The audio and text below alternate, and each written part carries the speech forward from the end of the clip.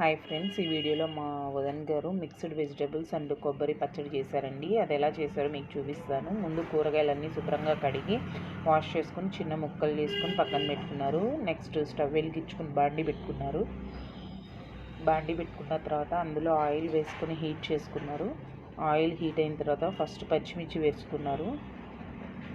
పచ్చిమిర్చి ఆయిల్లో మగ్గిన తర్వాత మిగిలిన కూరగాయలన్నీ 1 by 1 అన్నీ వేసుకున్నారండి. దొండకాయలు, వంకాయలు, టమాటాలు వేసుకొని మగ్గనిచ్చారండి.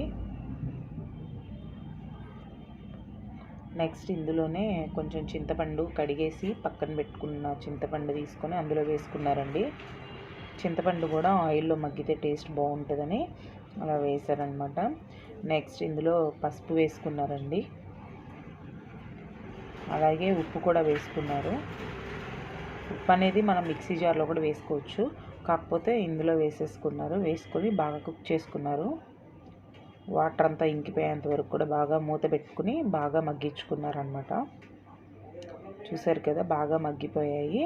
ఇలా మగ్గిపోయిన తర్వాత ఈ మగ్గిన ఈ వెజిటబుల్స్ అన్నిటిని కూడా పక్కన పెట్టుకొని చల్లార్చుకోవాలి ఫస్ట్. నెక్స్ట్ మిక్సీ జార్ తీసుకోవాలి. మిక్సీ జార్ తీసుకున్న తర్వాత అందులో వెల్లుల్లిపాయలు వేశారు.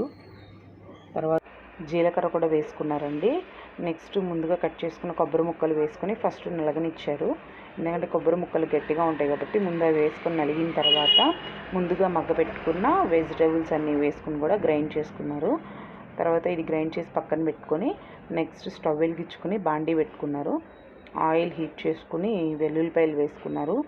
వెల్లుల్లిపాయలు ఫ్రై అయిన తర్వాత పోపు దినుసులు అన్నీ వేసుకున్నారండి.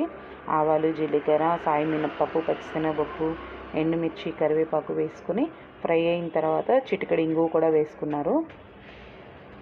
ఇంగువ కూడా వేసుకున్న తర్వాత అవన్నీ ఫ్రై అయిన తర్వాత ఇందులో ముందుగా మనం మిక్సీ పట్టుకున్నటువంటి వెజిటేబుల్స్ కొబ్బరి పచ్చడి మొత్తం ఇందులో వేసుకొని ఒక్కసారి అలా ఉడికించుకున్నారు.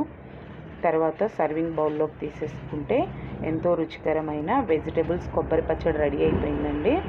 ఈ వెజిటేబుల్స్ కొబ్బరి పచ్చడి మనకి అన్నంలోకి బాగుంటుంది, అలాగే టిఫిన్లోకి కూడా చాలా బాగుంటుందండి. మీరు ట్రై చేయండి. Thank you friends.